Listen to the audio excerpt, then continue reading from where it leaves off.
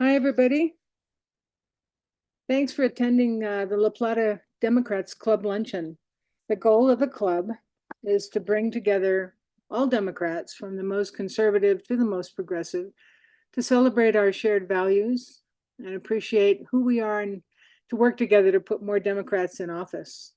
I'd like to acknowledge our club luncheon sponsors, Albrechta and Albrechta Law Firm. They've been supporting for several years now. So if you need help, legal help, please think about Albrechta and Albrechta. They do a lot of employment law. Our speakers today are running for district attorney position in Judicial District 6.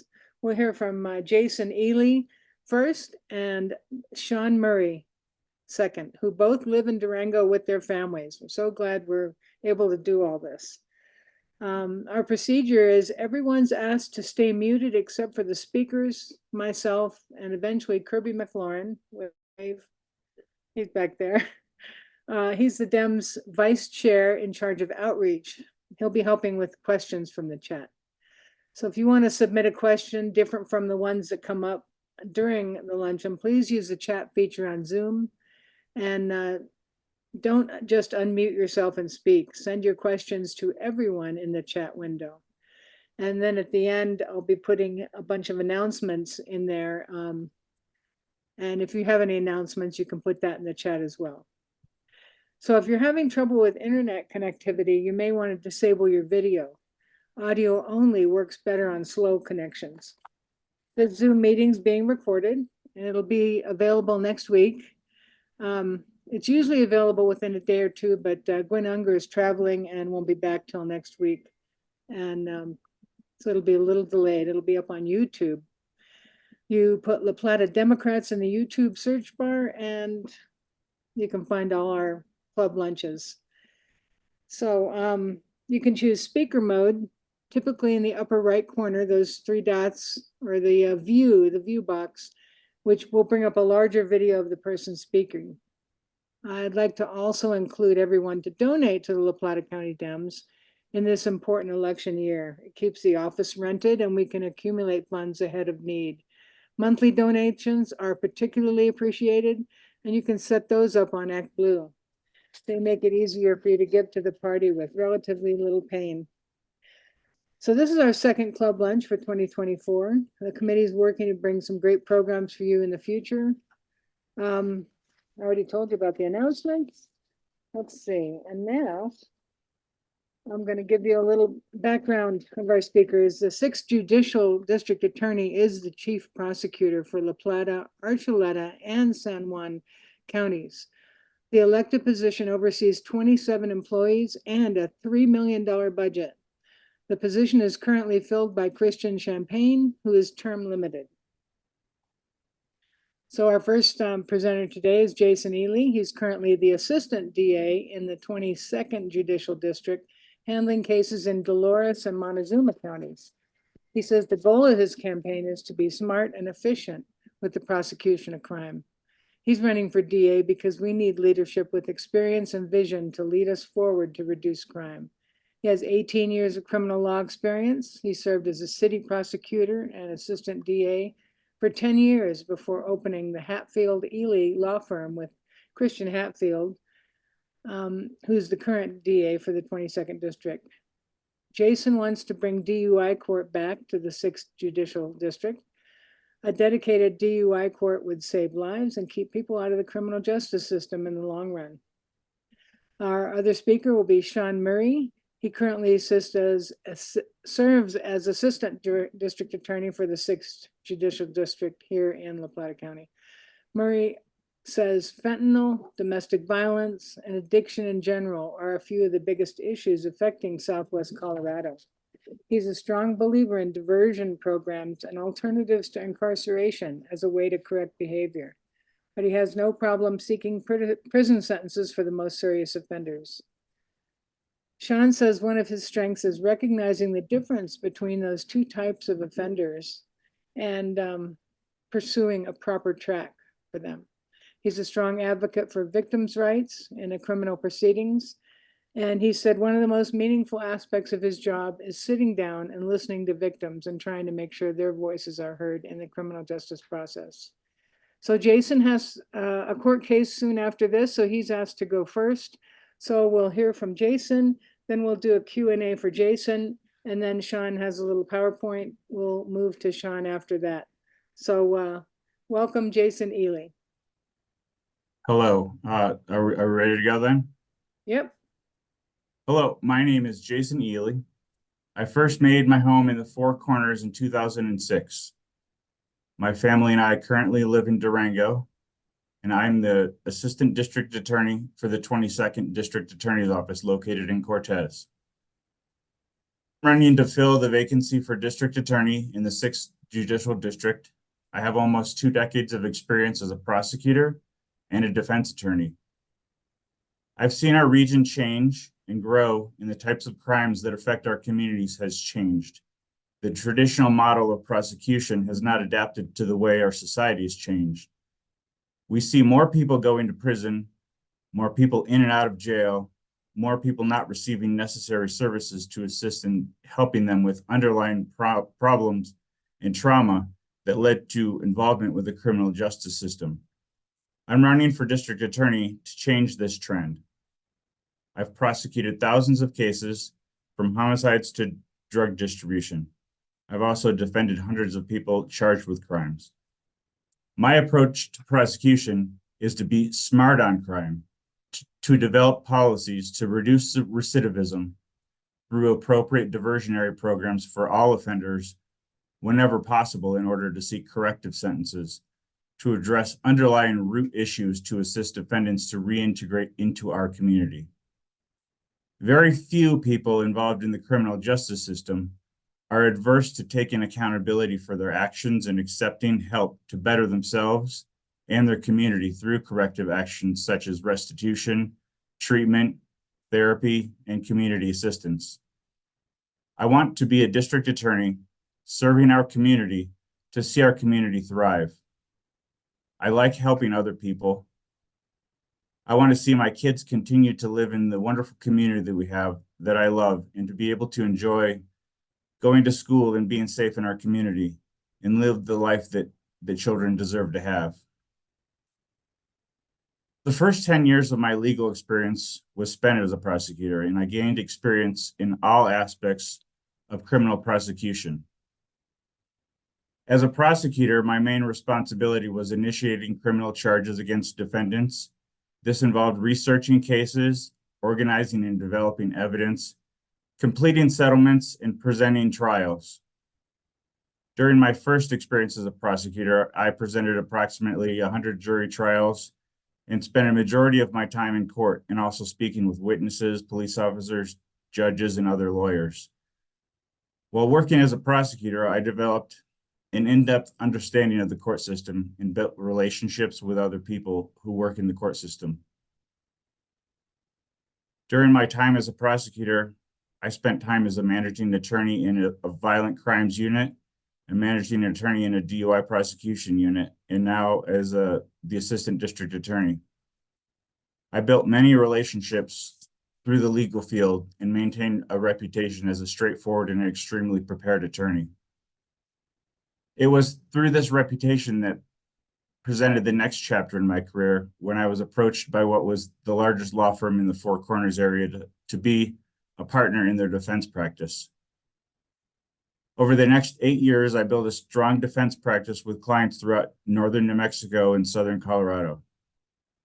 I represented clients experiencing many challenges in difficult situations. One of the reasons for my success in defending my clients was my ability to empathize and assist them in figuring out what might help them in overcoming their challenges instead of just fighting with opposing counsel. I was able to provide excellent outcomes for my clients so they could proceed with their lives in a productive way. The best outcomes many times included taking responsibility for actions and accepting help to prevent future criminal behaviors. Prior to my current position as assistant district attorney, when I was a managing partner in the private practice, I was contacted by the governor's office to consider moving to the 22nd Judicial District for the possibility of appointment as district attorney in Judicial District 22 to provide much needed leadership in that office. The district attorney in the 22nd had resigned between election cycles to take on a judicial position. The governor's office received several candidate applications for appointment. However, none were chosen. I was not able to commit to moving my family to the 22nd Judicial District.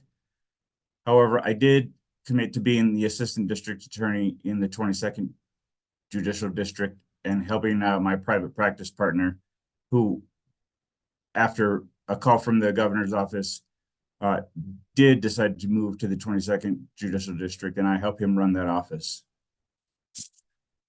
This allows me to continue to live in the 6th Judicial District and commute to the 22nd, where I lead the day-to-day operations of that office. The job of district attorney is a leadership position, and my management experience puts me in a position to change the culture of the district attorney's office in the 6th, which has realized a 100% turnover rate for attorneys during the term of the outgoing administration. I've been successful in managing large and small legal offices and have over 15 years of management experience. I've maintained over a 90% retention rate for staff and attorneys in the offices I've managed. My leadership will ensure the district attorney's office is staffed with competent attorneys capable of prosecuting complicated crimes, and I will end the practice of paying front range offices to prosecute complicated murder cases. I have several attorneys experienced and successful in prosecuting murder cases interested in working with me for the 6th Judicial District Office. There are a number of issues that need addressed for an overall culture change in the 6th Judicial Office. My leadership will also ensure the District Attorney's Office will not obtain any more false convictions, such as in State versus Fitz, where Anthony Fitz was prosecuted without evidence of guilt and forced into a plea by threats of life imprisonment by prosecuting attorney Sean Murray. Mr. Fitz spent almost a year in prison and received $65,000 for his wrongful incarceration after evidence was presented to a 6th Judicial District judge that Mr. Fitz did not commit the crime he was forced to admit committing in order to avoid a possible life sentence. The testimonial evidence of Mr. Fitz's innocence was available to the prosecution prior to being provided to the judge. However, was not looked at or presented to a judge until defense attorneys Katie Whitney and Brian Showalter brought the evidence to the attention of the court during Mr. Fitz's co-defendant's trial, nearly a year after Mr. Fitz was forced into a plea agreement, sending him to prison that would have been a 6-year term. Mr. Fitz's attorneys requested Mr. Murray to look at the evidence to determine the events were consensual for months before entering a plea, but that evidence was not looked at after multiple requests. This was not a case involving processing of old DNA evidence to determine innocence. It never would have been presented to a judge to exonerate Mr. Fitz if his co-defendant did not request a trial to test the testimonial evidence. This handling of criminal cases such as this does not happen and should never happen, and was at the time the only case in Colorado where an innocent person was sent to prison and was paid out of state funds for his unlawful conviction. I will create a conviction review unit to ensure defendants like Mr. Fitz receive justice without relying on proof of their evidence being revealed to the court by chance. I will review, along with an investigator, applications from defendants to review cases that are not compatible with current standards of fairness, and also review cases of defendants who assert they were innocent or wrongly convicted. After review and individual consideration, defendants who were wrongfully convicted or innocent will be exonerated. Under my administration, the practice of overcharging and increasing charges for the sole reason to scare a defendant into taking a plea to something will end. This practice easily leads to false convictions by scaring defendants into pleading guilty out of fear of unnecessarily extreme sentences. In my current role as Assistant District Attorney in the Judicial District, I will ensure evidence is reviewed. I ensure evidence is reviewed and cases go to the trial can be proved beyond a reasonable doubt. And defendants' cases are not unnecessarily prolonged if evidence is known that they are innocent of the crimes they were charged with in any case being prosecuted by my office. Too many times I have seen the 6th Judicial District Attorney's Office dismissing a criminal case the day before trial when a defendant is held in jail. In order to punish the defendant, they have deemed to be a bad guy when they don't have evidence to prove the case at trial, but the defendant is in jail and they can keep a defendant out of the community prior to trial. The District Attorney's Office is tasked with protecting the community. Part of protecting the community is prosecuting cases ethically and prosecuting only offenders where the offense can be proven beyond a reasonable doubt. When I am evaluating any case, I determine if 1, a crime was committed, 2, the defendant committed the crime, 3, can I prove that beyond a reasonable doubt, and 4, does prosecuting the case to gain a conviction benefit the community? If any one of these elements is not present, the case should not proceed with a criminal conviction. Individual defendants are also part of the community and should be treated as human beings, no matter what they're accused of doing, and they deserve protection too. I would rather release 10 guilty people than convict or hold in jail 1 innocent person. My approach to prosecution is a smart on crime approach. Pursue alternatives to incarceration whenever possible. Improve reentry to curb repeat offenses and re-victimization. Prioritize prosecution resources to focus on the most serious cases. I place a focus on the prosecuting the most serious cases that implicate clear, substantial community safety. The consequences of a criminal conviction remain long after someone has served his or her sentence. I work towards corrective sentences, not punitive sentences, and give individuals an avenue to fix the underlying issue with an opportunity to move forward without a conviction on the record. Confronting this problem and its root causes with a holistic approach is a priority. By exploring more cost-effective reforms, it allows us to redirect scarce resources towards the priority of crime prevention. I emphasize corrective sentences and resolve criminal cases in a way that allows defendants to stay out of jail and prison through accountability and treatment whenever possible. My office has a large diversion program, and I encourage referring cases to the diversion whenever possible. Diversion is a voluntary alternative to a criminal prosecution. It is a type of plea bargain that does not require you to plead guilty to any charges. Instead, it allows you to participate in treatment and make restitution in exchange for the prosecutor dismissing or not filing criminal charges. Defendants enter into the program and they agree to take part in programs that help them overcome their underlying issues. And in addition, they must not reoffend during the period of diversion, which is usually 6 to 12 months. Once the program is completed, the case is never refiled if the case was in the court system already and is never filed if it was a directed diversion case. My office has a staff of diversion counselors to help people enroll in whatever treatment they may need.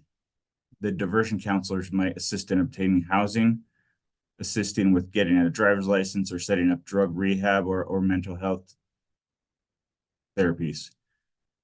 We have diversion cases, which are cases that were filed in the court and referred to diversion. And we have the direct to diversion cases where a case is never filed and is referred directly to our office to receive services without the stigma of going to court as a criminal defendant.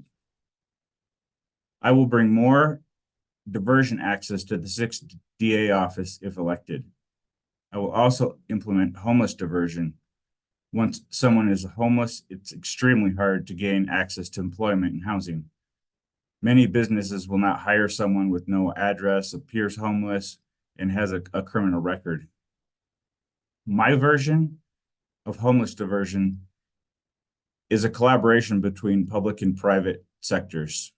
I have salons willing to provide haircuts, thrift stores able to provide clothing, restaurants with dishwasher jobs, and I also have medical professionals willing to contribute to provide some mental health assistance. We don't have the solution of being able to solve everything with money, but we can help make connections and make an impact to help with the houseless problem. 15 to 30% of the unhoused are experiencing homelessness as a result of mental illness. There was a mental health court in La Plata County. It ended in COVID times. I will bring this back and provide unhoused defendants with mental health illness an avenue to obtain treatment and connections to resources to obtain services, shelter, and food, and an avenue to proceed with their lives without the stigma of having a criminal record if they're successful in completing the program.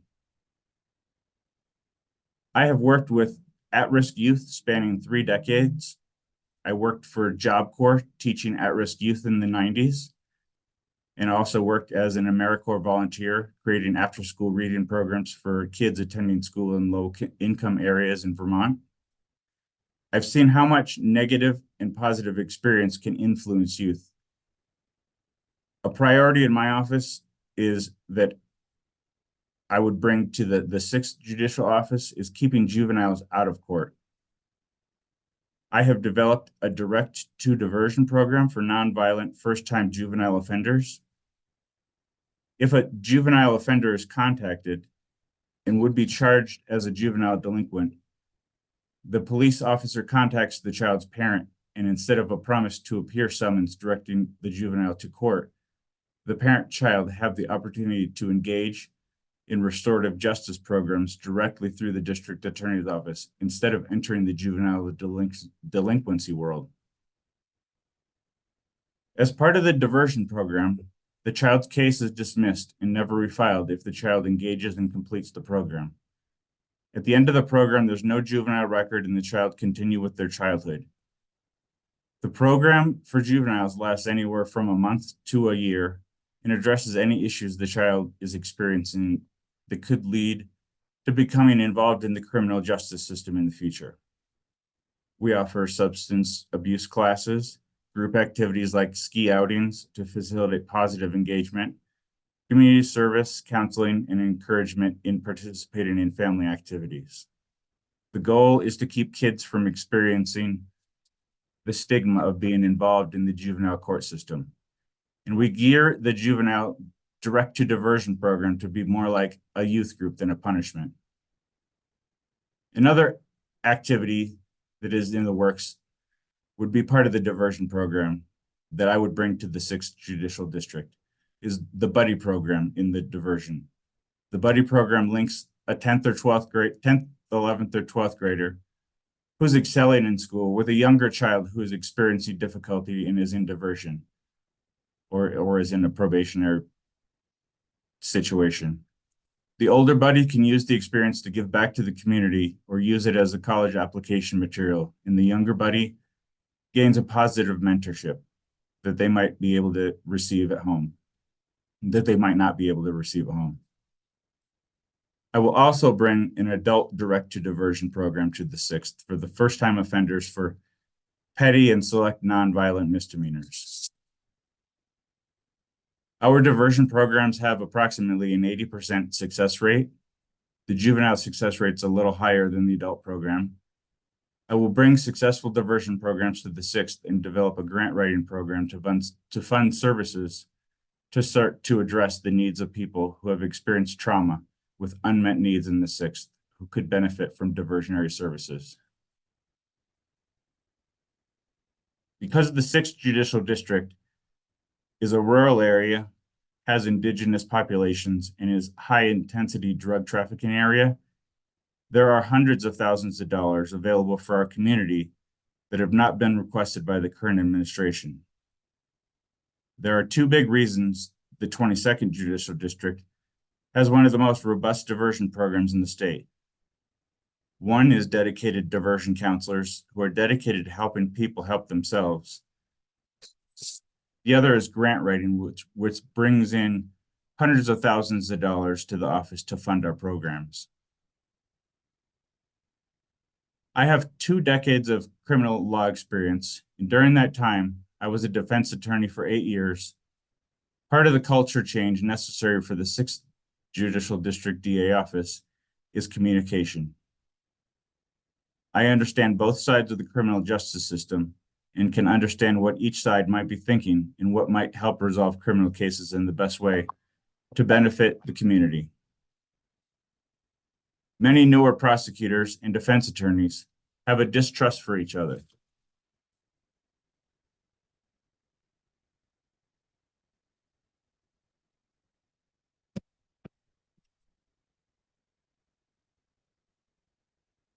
It is important for both sides to realize their role in the criminal justice system and communicate with each other.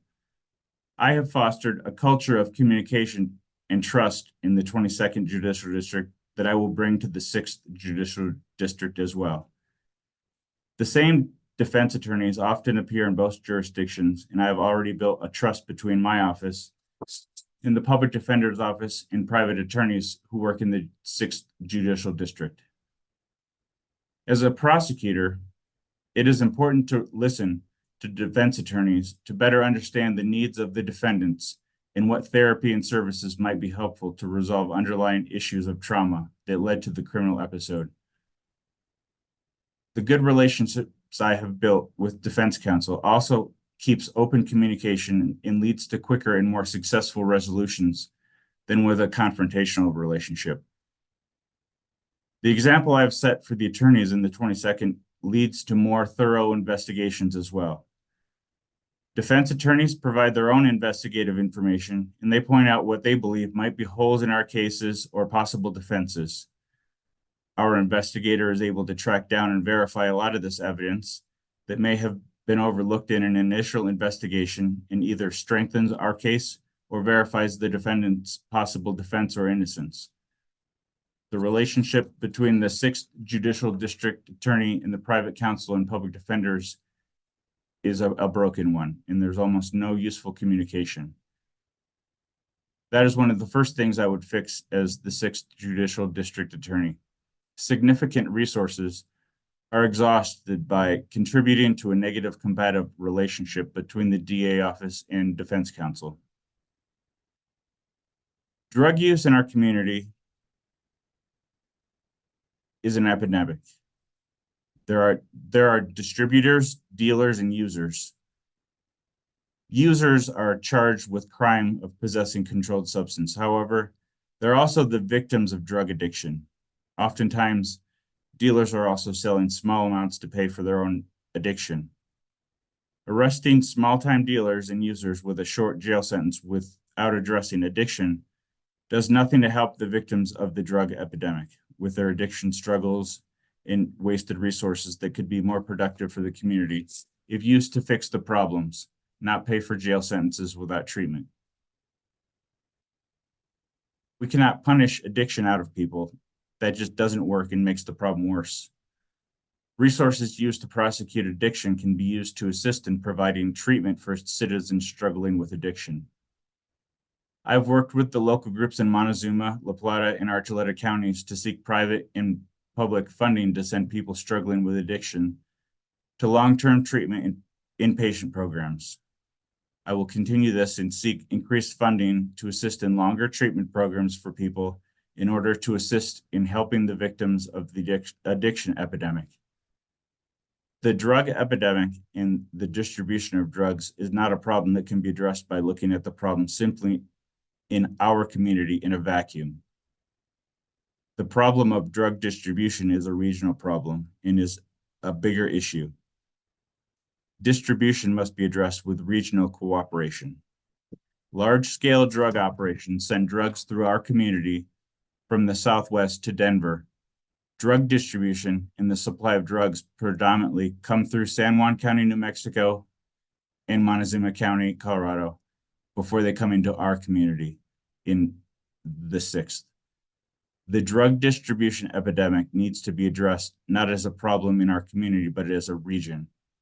If I'm elected to district attorney, I will address the addiction epidemic through rehabilitation programs where available in drug distribution through a regional cooperation to combat the supply of drugs to our community. I have a working relationship with the district attorney's office and law enforcement in both San Juan County and Montezuma County, and there is a willingness from all these offices to cooperate with me and to work regionally on the distribution epidemic as a larger group than just one city's problem. The issue of drug distribution is also the type of crime that affects the safety of the community. Depending on the circumstances in each drug distribution case, prison may be appropriate if there are no safe alternatives. DUIs are also one of the crimes in our community that are on the rise. Our district used to have a DUI court for repeat offenders that provided an opportunity for DUI offenders to take accountability with additional supervision and obtain treatment. This program did not survive the COVID pandemic and new judges taking over the county court. I will work to bring back the DUI court and also advocate for a DUI treatment center where DUI offenders can stay and obtain their mandatory treatment during mandatory jail sentences imposed by the legislature. In a DUI treatment center, they would not be housed in the regular jail, but would be housed in a therapeutic environment. There is a small percentage of defendants who are real dangers to the community. Too many people are sent to prison, but there are some defendants who present a danger to the community who should not be in the community, and there are no other alternatives other than prison. This presents a small percentage of defendants. Efforts need to be put into these cases in order to successfully remove them from the community. Again, this is a small amount of defendants convicted for crimes such as murder, drug distribution, repeat felony offenders, and cases where the legislature requires incarceration and there are no alternatives. Recruiting long-term employees has been an inability for the 6th Judicial District. The 6th Judicial District has experienced a 100% turnover rate during the outgoing administration. Bringing in new, less expensive attorneys interested in gaining some experience in a first job has been a drain on that office and has been a pattern in the hiring cycle. 100% turnover is unacceptable. I will bring the same recruitment and working environment that I've developed in the 22nd to the 6th. I've built the 22nd District Attorney's Office from 3 attorneys to 8 attorneys. I have brought attorneys into the office who want to move to the area and not necessarily want to move to a job. In my experience as a manager, I've had a great deal of success in hiring employees who are either already living in the area near the job or are interested in moving to the area because of family, an attraction to the location, or some reason they want to move, not just moving to a job. There's much more fulfillment in loving where you live than moving to a job. Something else I will bring to the office is an allotment for housing devoted to keep the lower level attorneys in the area who might struggle with the cost of living in the district, but otherwise want to stay in the district. I've had many. Jason, I'm going to give you a minute to wrap up since you had about a half hour, and then we'll do some Q&A so we can move forward. Thanks. I've had many attorneys approach me wanting to come to the 6th Judicial District, if elected, who have experience prosecuting murder, sex offenses, and drug distribution cases. I will also ensure the District Attorney's Office is more involved in the community. The office will be devoted to being open to the community. We'll work with schools to provide attorneys to be available to work in mock trial programs, provide opportunities for school field trips to better understand what the District Attorney's Office does. The District Attorney's juvenile prosecutor will become involved in participating in pro-social programs involving youth in diversion and probation programs.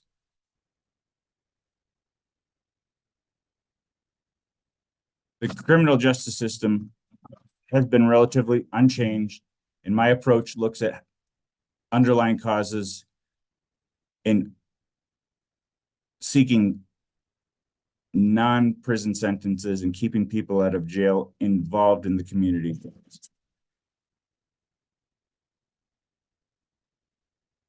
Closing whenever possible. A second chance is my first option and goes a long way to contribute to successful outcomes when considering criminal cases when a person's willing to take accountability and accept services to improve their life in the community.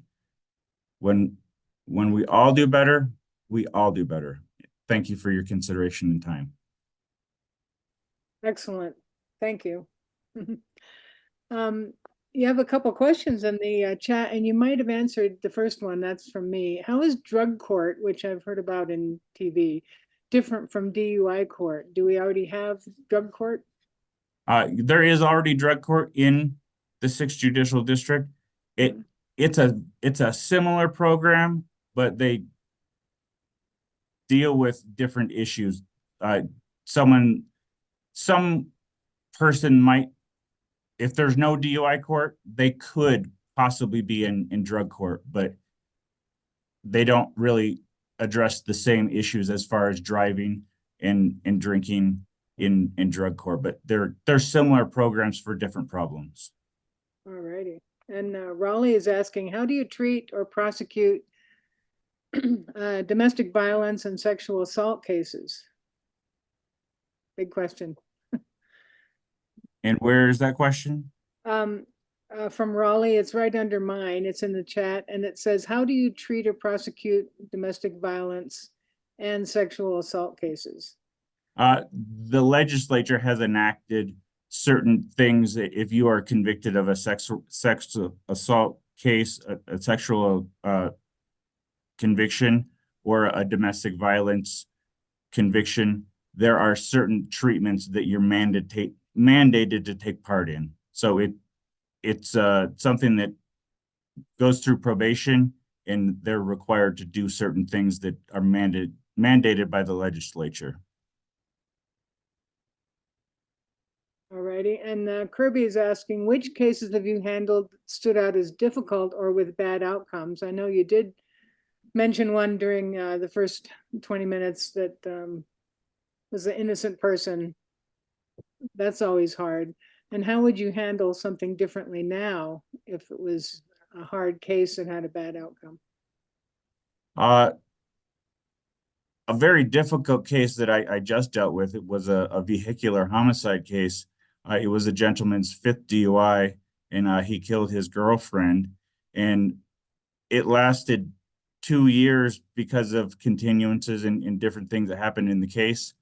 But ultimately, we just had the trial last 2 weeks ago, and it was a guilty on all counts, but it's a difficult case because at the end, you can't bring back a person, and you're sending a person to, there's no alternative but prison, which is a difficult situation.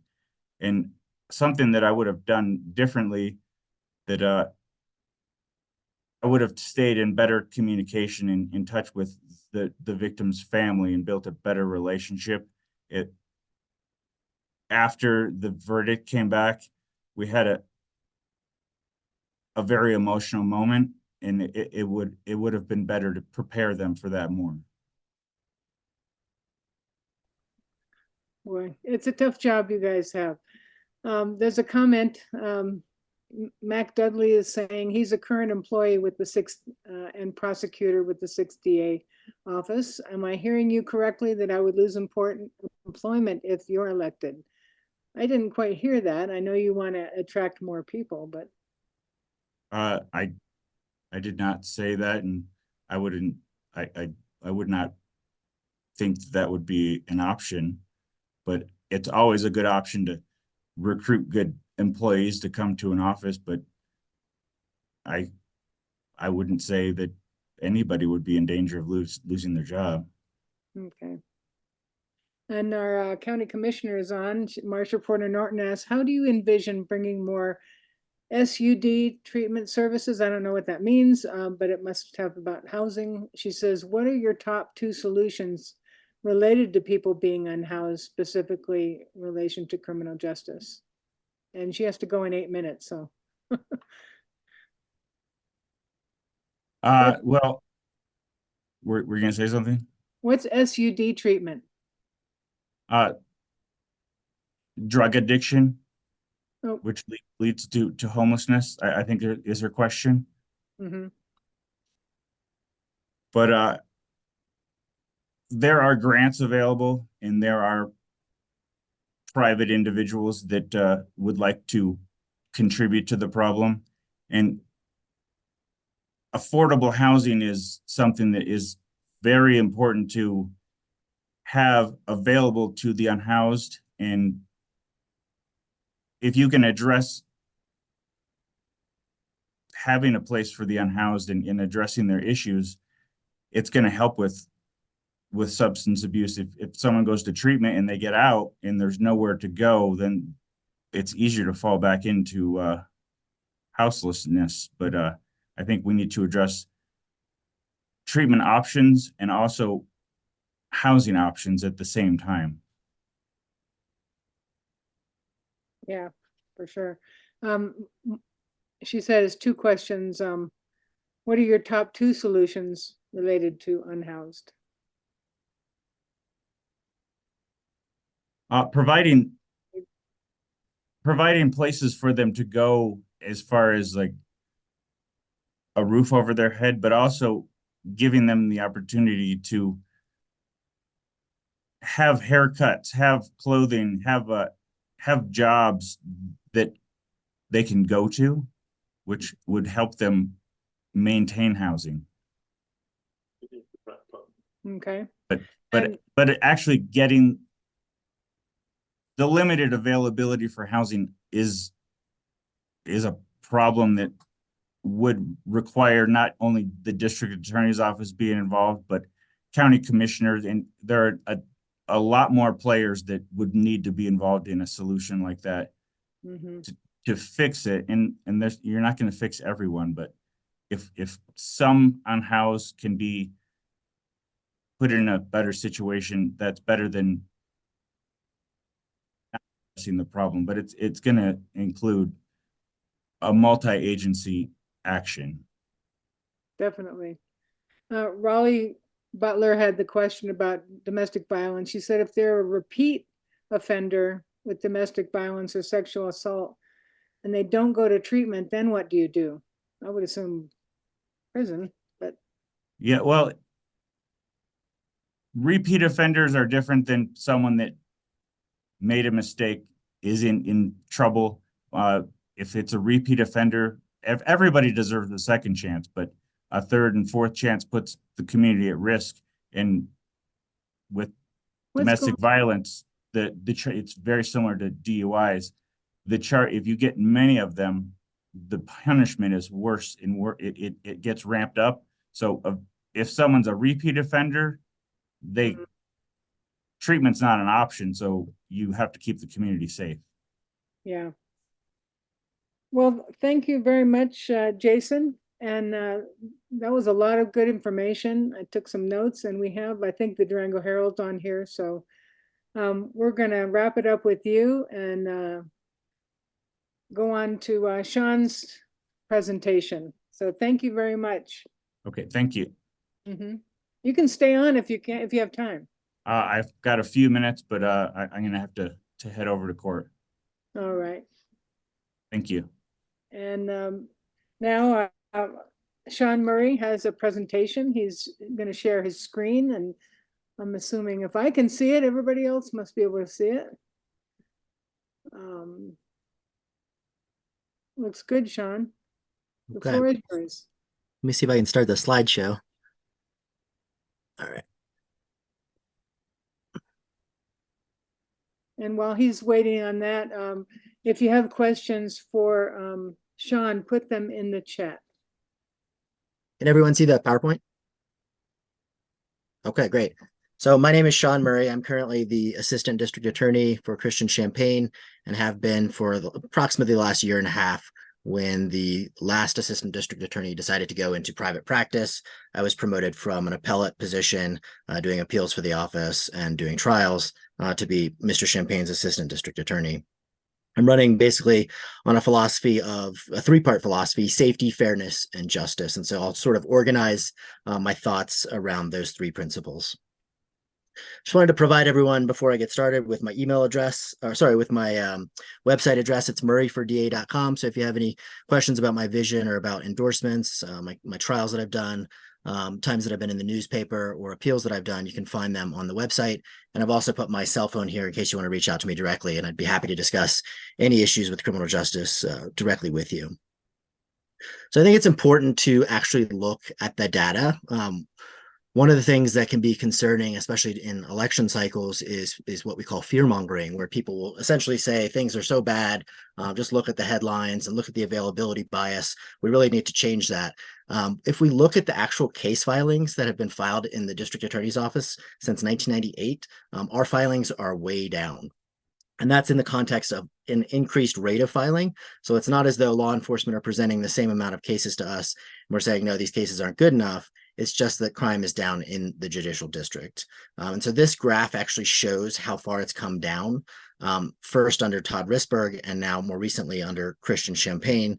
Our case filings in 2023 were as low as 2,866. And that includes all kinds of filings. So that includes felonies, includes misdemeanors, and it also includes traffic offenses, because we're tasked with handling all of those types of cases in all three counties: San Juan, which is Silverton; Archuleta, which is primarily Pagosa; and then La Plata, which includes Ignacio, Durango, Bayfield, Hesperus, and several other small communities. But I think it's important to note, for whatever reasons, crime is down significantly in this judicial district. And one of the things that I'm proud of, and my boss has noticed before, is that I've done more major felony jury trials than any other criminal attorney in the area over the last 12 years.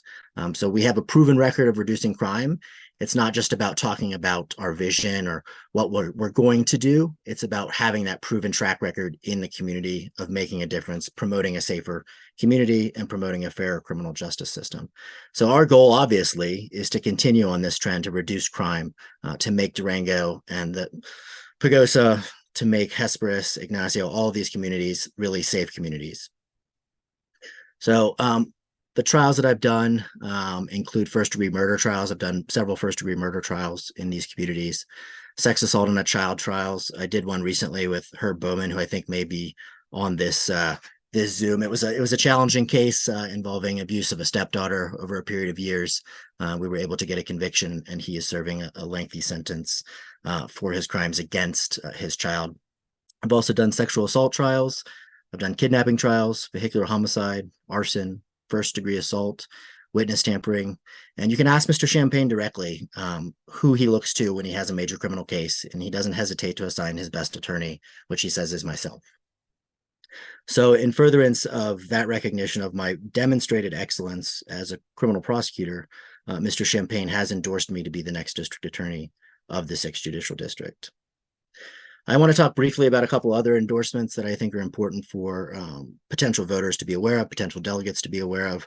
I was delighted to receive Phil Weiser's endorsement. I was a little bit surprised, honestly. I didn't know if he would care. Obviously, he's really invested in rural communities, but with this being a contested Democratic election, I wasn't sure that he would step in. But I was very grateful and pleased to receive his endorsement. I also recently received the endorsement of Barbara McLaughlin. Been working with her on some legislation and really value her relationship. It's great to see that she cares. We were in front of the Senate Judiciary Committee yesterday discussing bills to improve district attorney salaries in the hopes primarily that we can better fund the rural districts, because the turnover is a problem. I don't think anyone can deny it. Turnover has been a problem across the state. In Alamosa, the district attorney's office basically went under, and the attorney general's office had to step in until someone stepped up from the Boulder district attorney's office. Her name's Ann Kelly, and she's a great fighter. She was testifying yesterday, but it's tough to attract talent. And so many of the solutions turnover and to what's a potential looming crisis in criminal justice with a lack of prosecutors is legislative. That's where the fix is going to be, is our legislature properly financing our district attorney's office and spending more state dollars to where these cash-strapped counties can't really compete, can't expend the same amount of resources that the state can. And so that's where many of these solutions lie. And we're working hand in hand with our representative, Barbara McLaughlin. She was actually the bill sponsor, and Cleve Simpson, who is going to be supportive of the bill as well. So it's a bipartisan bill with a lot of support, and we're hopeful that that will remedy a lot of the problems that we're seeing across the state. I also briefly want to talk about a couple other endorsements. Democratic DA in Boulder, Michael Doherty. He was one of the red wine prosecutors. Currently, the 22nd conflicted off of a case, or I guess Mr. Eley and Mr. Hatfield didn't want to prosecute, but they've got a couple Boulder attorneys doing a murder trial. Chris Mays right now in Archuleta County. But Michael Doherty is the Democratic DA in Boulder. And I was also delighted to receive his endorsement. It meant a lot. He's basically one of my heroes. He's one of the best prosecutors in the state, which many of you may have seen with his performance in the red wine trial. But it's not just in the red wine trial. It's not just in criminal jury trials. It's in reform. It's in diversion programming. It's in conviction integrity units. It's in all of these different innovative and progressive platforms that are so inspiring as we blaze this path forward in criminal justice reform. I was also endorsed by the same prosecutor, Herb Bowman, that I just mentioned I did the trial with in Pagosa Springs, that sex assault on a child trial. He was the former chair of the Democratic Party here, but then left when he became a prosecutor in our office. He's now working in the Republic of Georgia, doing some incredible work over there. He also previously worked for the FBI. He's a great friend and a great colleague. A few more endorsements I wanted to mention. The Democratic DA of Larimer County, his name is Gordon McLaughlin. He was testifying yesterday before the Senate Judiciary Committee, and he is, again, kind of a statewide leader in the reform movements and trying to make the criminal justice system fairer and more compassionate, but also at the same time has the skill and the attorneys to achieve justice when called for in the courtroom. Also was pleased to receive the endorsement of Julie Westendorf. She's now a local attorney. She's doing some part-time work as a prosecutor over in the Southern Ute tribe until they can find a permanent replacement when the last prosecutor was appointed to be a U.S. attorney. Julie and I actually share a funny connection. We both went to the University of Virginia Law School, so we talk about that often. It's one of the best law schools in the country, and so I really appreciate Julie endorsing me. Also want to mention Alex Lowe. Alex was in the DA's office for a really long time before going into private practice, and now he makes twice as much money, so I'm very happy for him. But again, he was another person that I would consider a hero. He handled the Archuleta County docket for many, many years. He did over 60 jury trials, and he was absolutely a leader for law enforcement and for the criminal justice system in Archuleta County. So I was very pleased when he told me that he would endorse me to be the next district attorney of the 6th. I want to talk a little bit about my experience with what I'll call a subject matter expertise in rehabilitation programming and the application of evidence-based programming. I first got into this in 2016. I was working over in the 22nd, where Mr. Eley is now, as the assistant district attorney for Will Furs, who's now a district court judge over there. And Will wanted me to be sort of the problem-solving court guy. And so I was like, with my background as a public defender, my interest in rehabilitation programming, I thought that was a really cool idea. So I was working with the drug court in the 22nd, and I was contacted by a statewide subcommittee. This is a mouthful, but it's called the Training and Education Subcommittee of the Problem Solving Court Advisory Committee. Basically, what we do is we bring training materials, a mentorship program, and educational materials to statewide practitioners in problem solving courts. And since 2016, I've been working on that. And I would characterize it as one of the most formative work experiences I've had. I regularly present with the State Court Administrator's Office and to Colorado District Attorney's Council. I do webinars on the best practices. Best practices are basically, what the social science has shown works in terms of problem-solving courts, but also in a broader context of community corrections and other treatment modalities to ensure that we're actually making a difference, that we're applying evidence-based treatment to make a difference with the offender and prevent recidivism. So I regularly present at our annual conference for CDAC on these best practices, on these evidence-based practices. I also presented with a couple public defenders recently a webinar, one public defender from the 17th Judicial District, which is up Adams County and Aurora and Brighton, and then one from the 10th, which was Pueblo. And we were presenting on the importance of affording defendants in problem-solving courts what we call due process when they're getting a sanction. So sometimes if you're testing positive or you're not complying with the program, you can be sentenced to jail. You're not kicked out of the program, but you get what we call an intermediate sanction. And none of the courts across the state, maybe one or two, were giving people a hearing to where they could contest that. And so the point of the presentation that I gave with the public defenders was to ensure that defendants' due process rights were being protected. So we know Constitution says if you're going to be deprived of liberty, you have the right to due process. And so now almost every problem-solving court in the state, including our drug court in the 6th, affords participants a right to a hearing so they can contest any accusation. We should not be sending someone to jail unless they have the opportunity to challenge the basis for that sanction. And so I've been heavily involved in reducing recidivism, not only in our communities in the 6th, but across the state by giving these presentations on best practices, by implementing the mentorship program where we're training younger attorneys. The reality of the criminal justice system is so many of the actors are fresh out of law school, whether public defenders or prosecutors. That's typically your entry-level attorney in an office.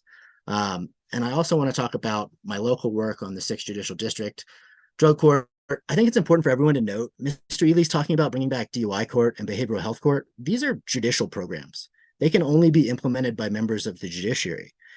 What he is running for is known as the executive branch. So we cannot implement judicial programming from the executive branch. I was curious about these same concepts though. So I reached out to Eric Hogue, who is the district court administrator for the 6th and 22nd judicial districts. And he said there is no judicial officer that is going to bring back behavioral health court. He has not responded regarding DUI court. So I think it would benefit Mr. Eley to consult with the judges and the district court administrators before promising voters that he's going to bring back judicial programming from the executive branch. I've worked for the last 7 years on the drug court in Durango with Judge Carlson. She is amazing in the way that she engages in motivational interviewing, in the way that she cares about each and every person in the drug court. We also have members, treatment providers from Access on the team, from Preferred Counseling. We work with defense attorneys, we work with probation, and we work with problem-solving court coordinators. And this is about more than just promoting a safer community. It's about saving lives. And I'll tell you, it's one of the most special experiences you can have to watch somebody who is recovered from serious drug addiction, including DUI offenders, sitting there beaming with pride at graduation.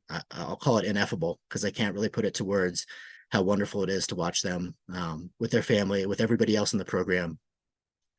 And I also learned from working on the subcommittee that one of the most effective forms of incentivizing these people is what we call legal incentives.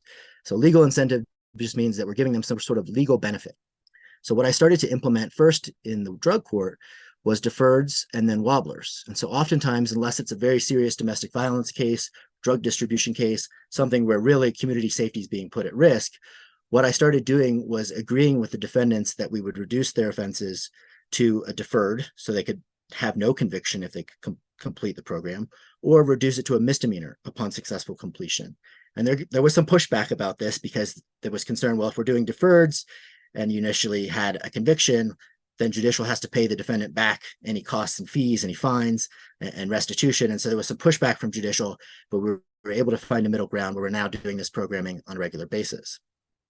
And it's worked wonders, not just in terms of seeing increased graduation rates for the people that are in drug court, but also just seeing their faith and their belief in the system improved by knowing that we're not just out to get them. We're not just trying to get a conviction because we want a high conviction rate. We're trying to make a difference, and we're trying to make a difference one offender at a time.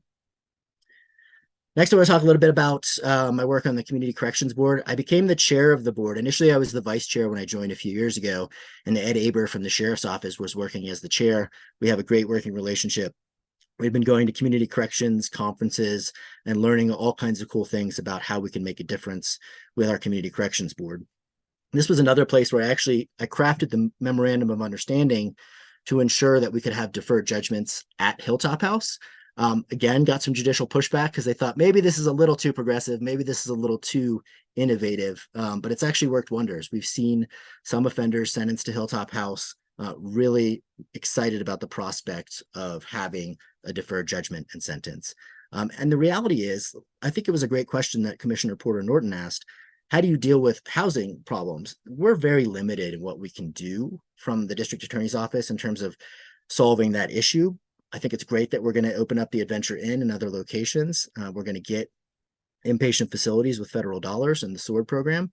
But we have to recognize that we have some limitations where we're at in the criminal justice system.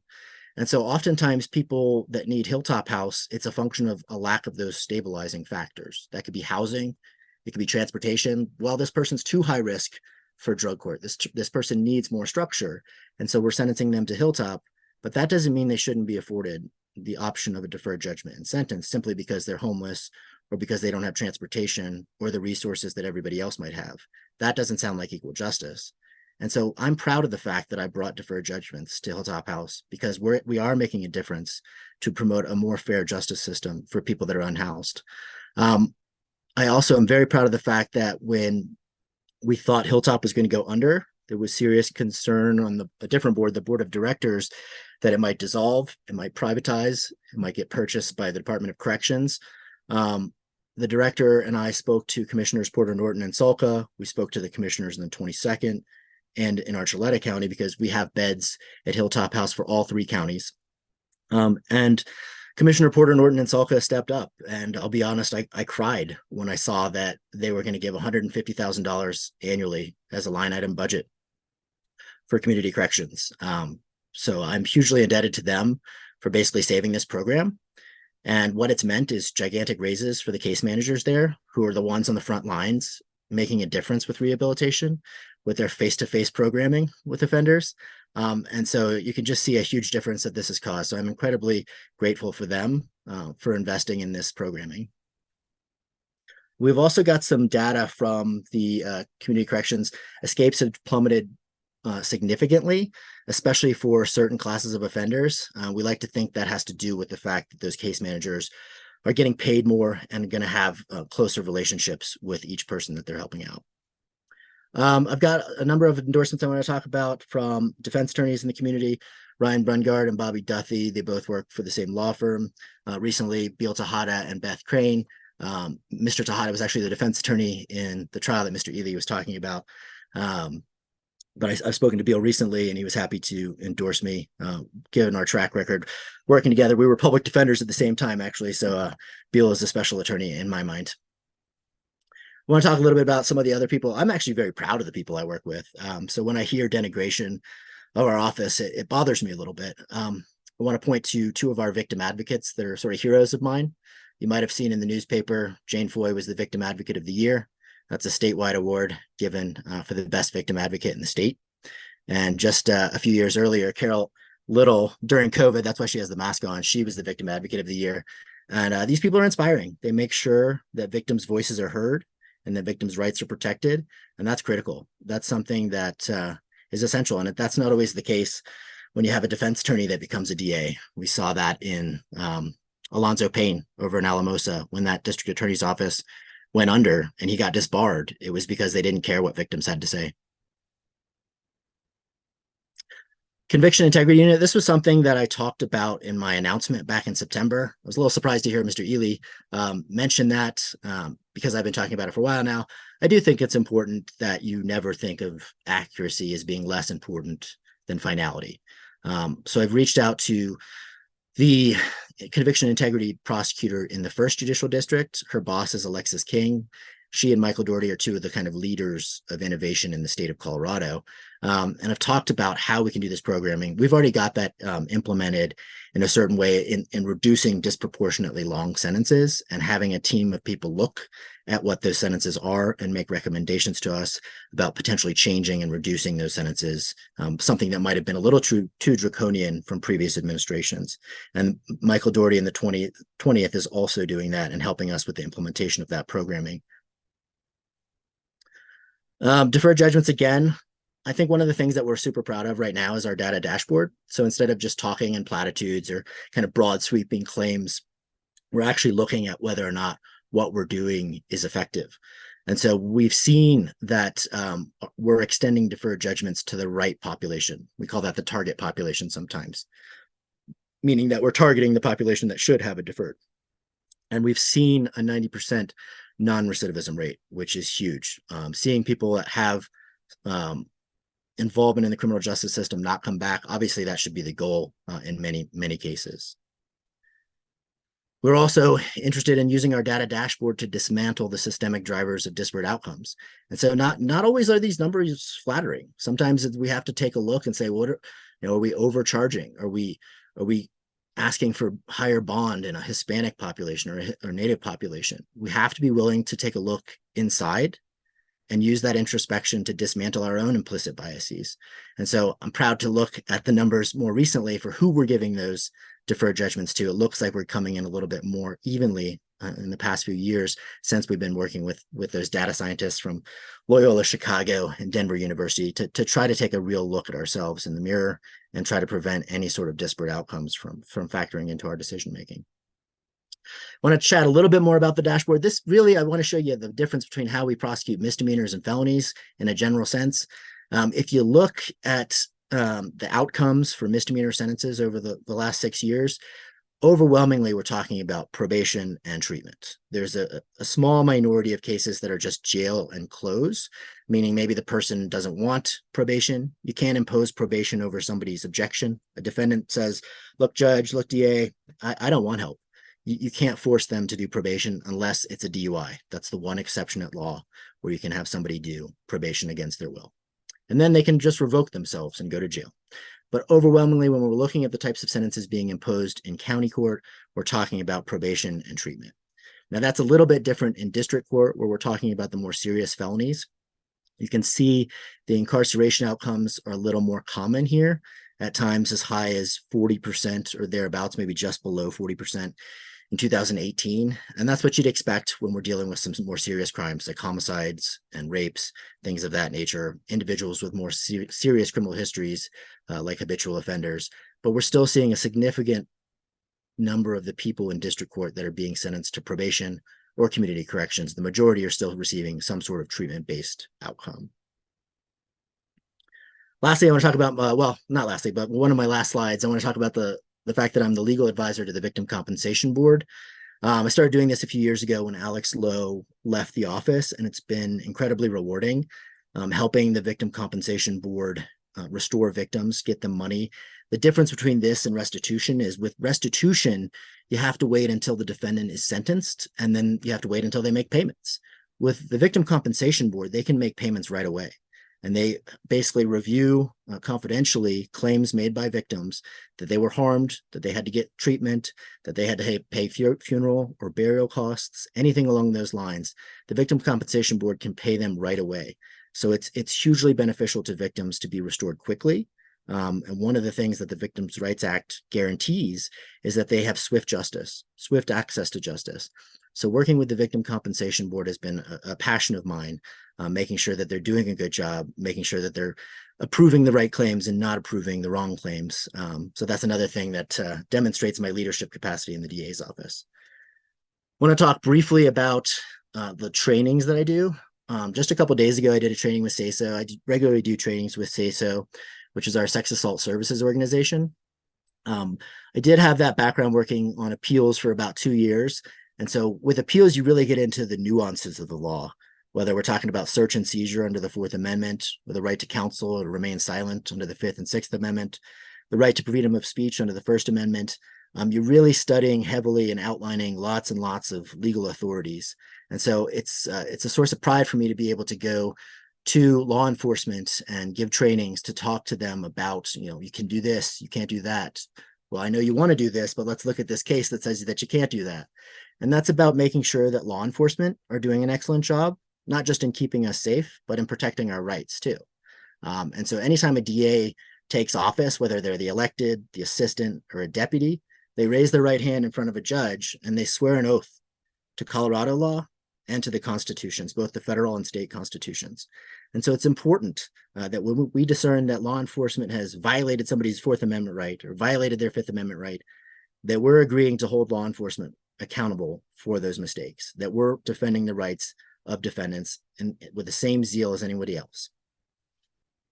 So I'm proud of the fact that I regularly present to law enforcement, and to say so, I'm basically a source of legal knowledge for other deputy district attorneys in the office. And you need that kind of leadership, not just somebody that's good at doing trials, somebody that knows the law in a detailed way, in a nuanced way. You need that to be able to effectively prosecute cases and to supervise the inevitable young attorneys that we have in district attorneys' offices.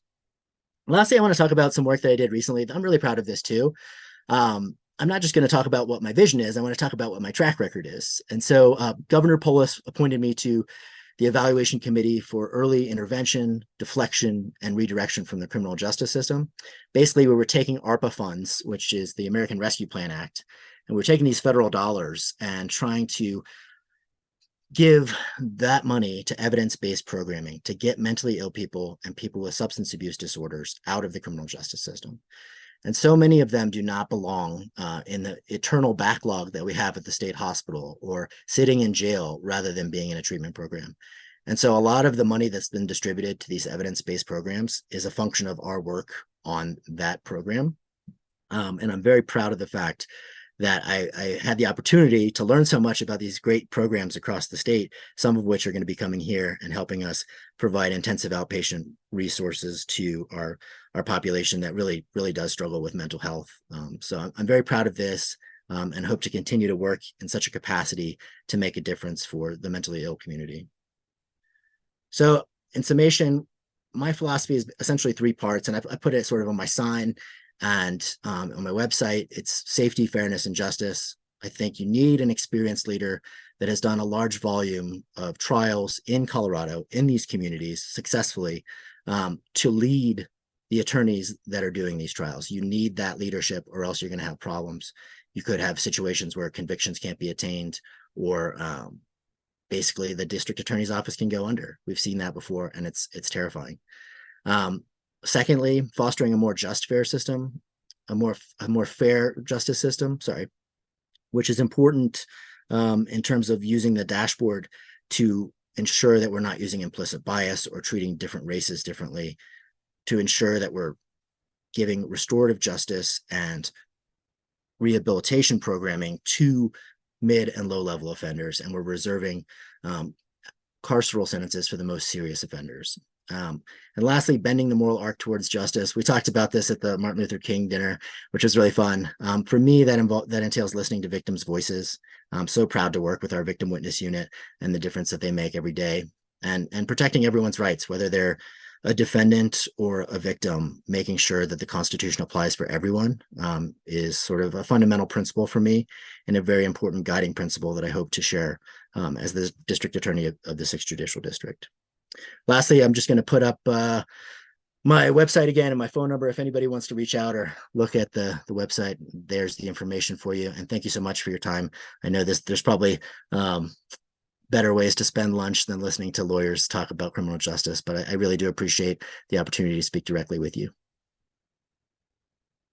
Thank you so much, Sean. It was very informative. It's great to hear from both of our candidates. We have a question in the chat. I put a whole bunch of announcements in there because I didn't want everybody to leave without being able to see the announcements from the Dems and from Initiative 89. So you can click on those and put it in your browser while we're talking. Justin asks, what have you learned from both your biggest success stories as well as the most heartbreaking failures in wellness court? And then in the real world, what really works for rehabilitation? Yeah, I mean, I think that's a great question. Thank you, Justin. I think Justin also works with me on the wellness court. He's another prosecutor in our office. What we have to recognize, and what can be heartbreaking sometimes, is we can go so far through the phases in drug court, helping somebody get housing, get access to social services, get transportation, not use for, months and years, and then they relapse and it's back to square one.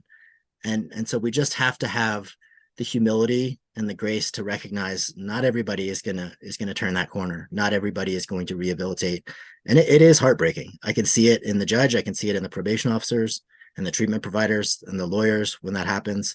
But our kind of collaborative effort and spirit has to continue on, even when we have those cases that don't work out and we have that heartbreak and somebody ends up going to prison. We have to keep on keeping on. And we have to keep on working together to make a difference, recognizing that we can't reach everyone.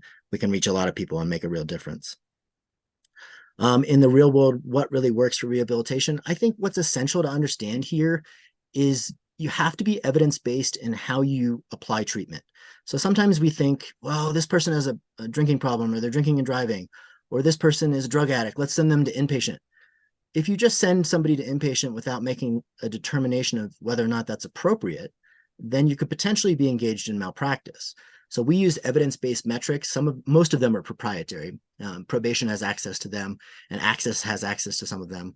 One is called the LSI, another is ACES-R, and then there's also the ASIM, which Access uses frequently. And these are critical devices to determining what is the appropriate treatment level.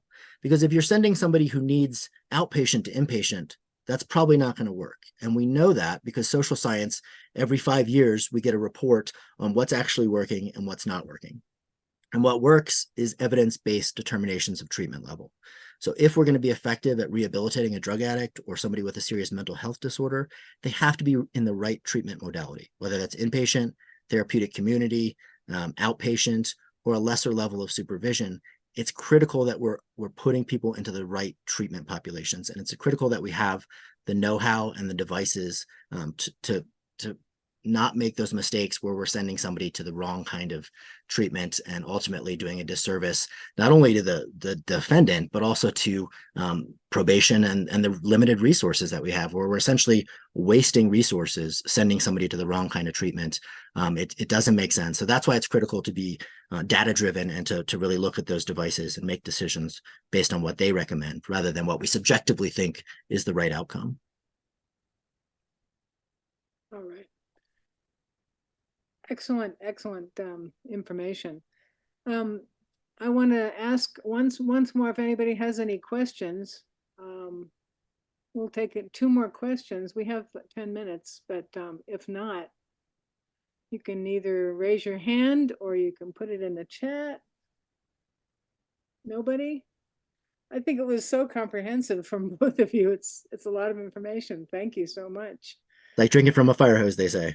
Yeah, you know, I'd like to give us a big round of applause to our candidates. I know Jason had to leave, but thank you so much. And again, our recording will not be on YouTube until next week, probably Wednesday, I would say. So, you know, it'll be up by then, and maybe you can link to it in your website, Sean.